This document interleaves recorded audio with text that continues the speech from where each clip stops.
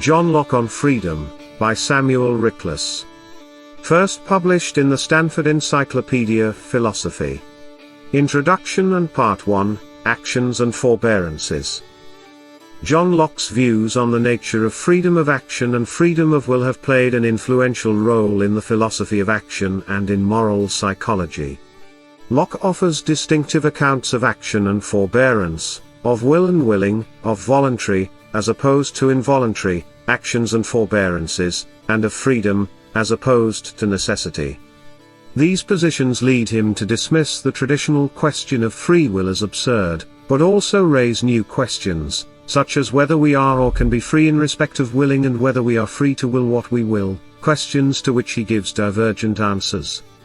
Locke also discusses the question of what determines the will, providing one answer to it at one time, and then changing his mind upon consideration of some constructive criticism proposed by his friend, William Molyneux. In conjunction with this change of mind, Locke introduces a new doctrine concerning the ability to suspend the fulfillment of one's desires that has caused much consternation among his interpreters, in part because it threatens incoherence. As we will see, Locke's initial views do suffer from clear difficulties that are remedied by his later change of mind, all without introducing incoherence. Note on the text: Locke's theory of freedom is contained in Book 2, Chapter 21 of an essay concerning human understanding. The chapter underwent 5 revisions in Locke's lifetime, with the last edition published posthumously.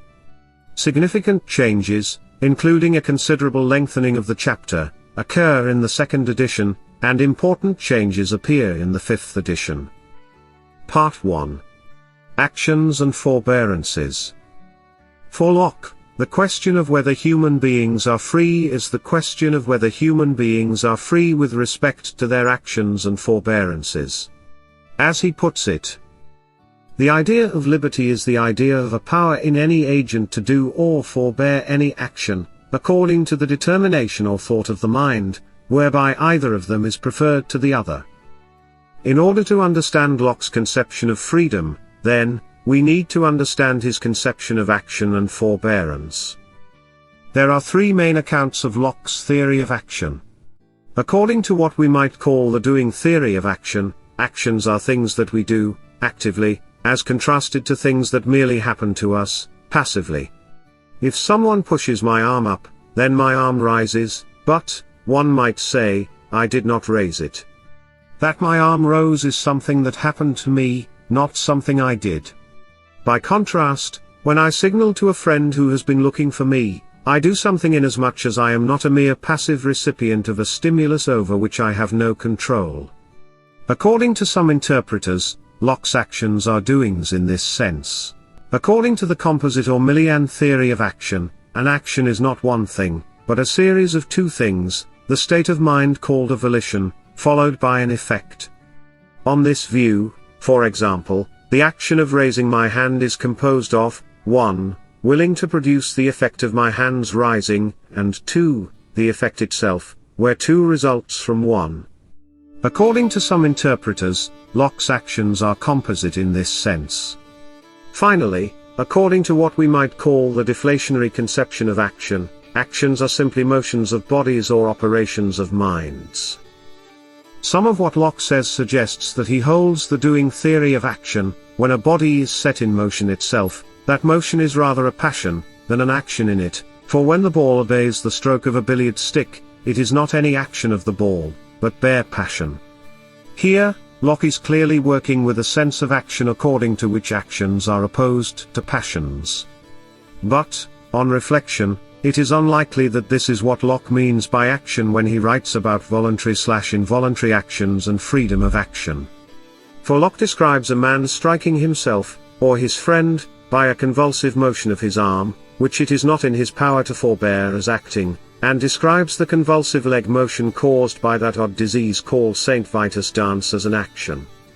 It would be a mistake to think of these convulsive motions as doings, for they are clearly things that happen to us in just the way that it happens to me that my arm rises when someone else raises it. Examples of convulsive actions also suggest that the Millian account of Locke's theory of action is mistaken. For in the case of convulsive motion, there is no volition that one's limbs move. Indeed, if there is volition in such cases, it is usually a volition that one's limbs not move. Such actions, then, cannot be composed of a volition and the motion that is willed, for the relevant volition is absent. We are therefore left with the deflationary conception of action, which is well supported by the text. There are, Locke says, but two sorts of action, whereof we have any idea, viz. Thinking and motion. Thinking and motion are the two ideas which comprehend in them all action. It may be that, in the sense in which action is opposed to passion, some corporeal motions and mental operations, being produced by external causes rather than self-initiated, are not actions. But that is not the sense in which all motions and thoughts are called and counted actions in Locke's theory of action. As seems clear, convulsive motions are actions inasmuch as they are motions, and thoughts that occur in the mind unbidden are actions inasmuch as they are mental operations. What, then, according to Locke, are forbearances? On some interpretations, Locke takes forbearances to be voluntary not doings or voluntary omissions to act. There are texts that suggest as much. Sitting still, or holding one's peace, when walking or speaking are proposed, are mere forbearances, requiring the determination of the will. However, Locke distinguishes between voluntary and involuntary forbearances, and it makes no sense to characterize an involuntary forbearance as an involuntary voluntary not doing. So, it is unlikely that Locke thinks of forbearances as voluntary not doings. This leaves the deflationary conception of forbearance, according to which a forbearance is the opposite of an action, namely an episode of rest or absence of thought.